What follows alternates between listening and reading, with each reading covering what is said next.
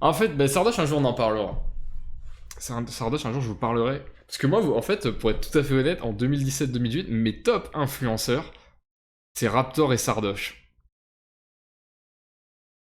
Je vous le dis, ouais, en 2017-2018, mes deux top influenceurs, euh, c'est Sardoche et Raptor. Enfin, d'abord Raptor et Sardoche. Puis Sardoche. Et Sardoche, en fait, a suivi un peu la tendance à plein d'époques. Et en gros, 2007-2018, la distance avait un énorme apogée, donc c'était facile pour lui d'en parler, d'ironiser là-dessus. Pour ceux qui ne le savent peut-être pas ou qui ne s'en rappellent peut-être pas, il était carrément passé au RDV dissident d'ailleurs à la première émission. Au niveau des idées, c'est un mec de. Ouais, c'est un libéral quoi. C'est un libéral.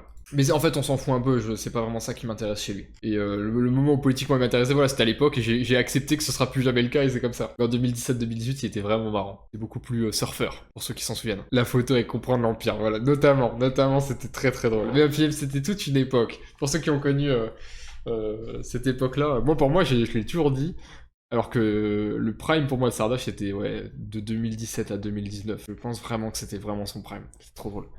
Ok, bah je regarderai les résultats. Je regarderai les résultats, mais je vous dis, bon, il est libéral, quoi. Donc vous allez pas. Non, non, il est pas raciste, je vous le... je vous le dis tout de suite. Je vous le dis tout de suite, spoiler alert, non, non. N'attendez rien de fou là-dessus. Mais c'est pas grave, c'est pas ce que j'attends de Sardoche. Le plus intéressant chez Sardoche, je trouve, aujourd'hui, c'est que il a cru pouvoir s'acoquiner avec les autres pendant un temps, après 2019, surtout à partir de 2020. Là, il avait pris un pli où moi, je pouvais plus le blairer. C'était impossible pour moi de suivre Sardoche. Il me faisait péter un câble. Il s'est retrouvé au milieu d'eux en permanence dans ses streams et tout. Il avait un chat, c'était immonde. Et il a eu ses affaires. Et là, il a pris, je trouve, une leçon de vie. J'aimerais un jour pour avoir la chance d'en discuter avec lui, qu'il en discute, ou même en privé, voilà, juste en privé, même pas forcément de manière publique. Mais moi, je pense qu'il a pris une leçon de vie à l'époque où il avait cumulé dans sa communauté beaucoup des autres et il l'a payé cash. Le gros shitstorm qui s'est pris en 2021-2022, je crois que c'est ça, 2022-2023, je me souviens plus. Il avait cumulé depuis 3-4 ans ces mecs-là dans sa communauté, et ben ils lui ont fait payer, il l'a payé cash. Limite, c'est ça que j'ai trouvé le plus intéressant dernièrement chez lui. Il s'est fait cancel alors qu'il s'était, je vais pas dire renié, je pense juste qu'il avait évolué politiquement, quoi, car on va dire ça comme ça. Mais il avait fait beaucoup de concessions pour justement avoir ces mecs-là aussi dans sa communauté. Et il s'est pris la porte. Il s'est pris un mur dans la gueule. Et c'est d'ailleurs là où moi, ça fait 2-3 ans que je le suivais plus. Et je me suis dit, oh, je vais peut-être retourner parce qu'à mon avis, là, il vient d'accuser un coup dur. Et il avait accusé un coup très très dur, là, il y a quelques années, hein. C'est un libéral, mais il a de bonnes takes en vrai, et c'est le seul de son poids à continuer à dire les termes. Beaucoup moins qu'avant, encore une fois, mais oui, je le reconnais. D'ailleurs, je l'avais dit, je l'avais écrit en privé sur ça à l'époque, au début de l'année, quand vous savez, les affaires des fioles de Telford et tout étaient revenues, et que publiquement il avait communiqué sur ça en disant que c'était scandaleux, et j'ai trouvé ça encore plus honorable de sa part. C'est lui, il disait qu'il avait entendu parler de ça par, vous savez, le youtubeur qui malheureusement est décédé, Sofzilog. Et il avait mis ça en avant. Donc j'ai trouvé ça extrêmement courageux de sa part de revenir sur ça, non seulement et de dire que c'était scandaleux ces affaires de viol à Telford. Il était le seul littéralement influenceur à en parler, donc je trouvais ça incroyable. Et il avait franchement été courageux. Par rapport aux marges de manœuvre qu'il a dans sa position, il est quasiment au max de la droite. Oui, enfin, mais encore je vous dis, il se définit de droite parce qu'il se dit libéral. Le reste, il veut pas trop en entendre parler. Mais encore une fois, j'attends plus rien de lui sur ça. C'est pas trop la question. Même si je vous dis, parfois, il a fait des sorties qui sont quand même très intéressantes.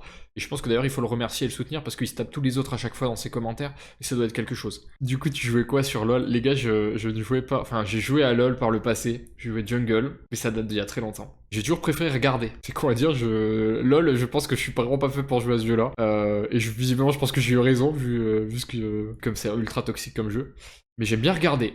Genre des fois je regarde des streams de Sardoche sur LoL, ça me fait... Je kiffe toujours autant. J'ai joué une game de LoL, je me suis fait insulter en 3 langues. Non mais c'est gogol, League of Legends ça rend... Mais j'aime bien regarder, j'aime bien regarder. Je regarde les Worlds aussi, quand j'y pense, je regarde les rediffs, j'aime beaucoup.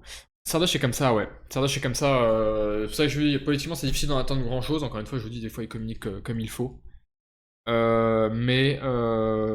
est bridé, il va se brider, et puis je vous dis, depuis 2019, quand il y a eu, pour ceux qui s'en souviennent, il avait fait, enfin, quand il y avait eu le ban avec Riot Games, etc., qui devait jouer sur un autre sous ça a beaucoup changé. Il s'est dit, oula, je fais au maximum de ce que je peux atteindre en termes de dissidence personnelle, et il a changé, il a hosté 2020-2021, donc complètement je trouve détraqué du cerveau avec le Covid, etc. C'est là où d'ailleurs je l'ai bloqué. C'est littéralement là où je l'ai bloqué et que j'ai unsub chez lui. Genre j'ai plus suivi ses streams pour un long moment. Mais je pense que ça peut revenir. Donc Towa, faut être un peu compréhensif avec lui. Même si des fois ça on souffle. Parce que Sardoche, honnêtement, est presque celui de qui on pourrait le plus attendre plus tard dans les influenceurs, étant donné que c'est tous des baltringues. Et lui, quand au moins il sort du bois, je trouve ça intéressant. Notamment pour l'histoire des viols de Telford. Il a tweeté dernièrement assez contre l'immigration, mais Sardoche est, oui, est opposé à l'immigration, mais il va vous dire, mais de masse, puis dans la masse, voilà, pas tous, enfin... Alors que je vous dis, en 2017-2018, il vous aurait dit qu'il était contre et qu'il n'y avait aucun souci. Je vous dis, est-ce que, pour ceux qui se souviennent, il était au RDV Dissident, je pense pas le mettre trop dans la sauce en disant ça, c'était au tout premier épisode du RDV Dissident, et ils avaient parlé du QI, etc. Sardoche était là. Pour ceux qui s'en souviennent. Il ne faisait pas. Là aujourd'hui, il dirait non, il n'y a pas de. À l'époque, t'inquiète pas qu'il disait oui, et c'est. Chez les Tonnets, je pense qu'il dirait que c'est toujours le cas. Petite chose faire me dégoûte vraiment des ados de 35-40 ans qui te sortent toute la doxa. Est-ce qu'ils ont vraiment le choix? Parfois, je me pose aussi la question. J'ai vu l'autre code là de Magla, etc. Mais. Parce qu'ils sont dans une bassine, c'est des bourgeois, et puis de toute façon, ils ont trop peur de perdre tout ce qu'ils ont. Ne imaginez pas, je dis, on va prendre Sardoche, vu qu'on en parle. Sardoche a fini au SMIC. Il l'a dit dans une vidéo, parce que je vous dis, j'aime toujours suivre quand même sa vie, son évolution, encore plus depuis qu'il est avec Roxane. En fait, d'ailleurs, le moment où j'ai voulu me suivre un peu son aventure, c'est quand enfin il était avec Roxane, je me disais putain, il était temps. Mais je vous dis, ces gens-là ont vu Sardoche dégringoler. Sardoche était le plus gros streamer, honnêtement, de l'époque. Hein. L'un des plus gros. En indépendant, full tout seul, il faisait des lives de Google où il tapait les mots du dictionnaire. Qui se souvient de ça? Et ben, je vous dis, il y a beaucoup de youtubeurs qui pensent, ou twitchers qui pensent un peu comme nous, je vous le dis, il y en a.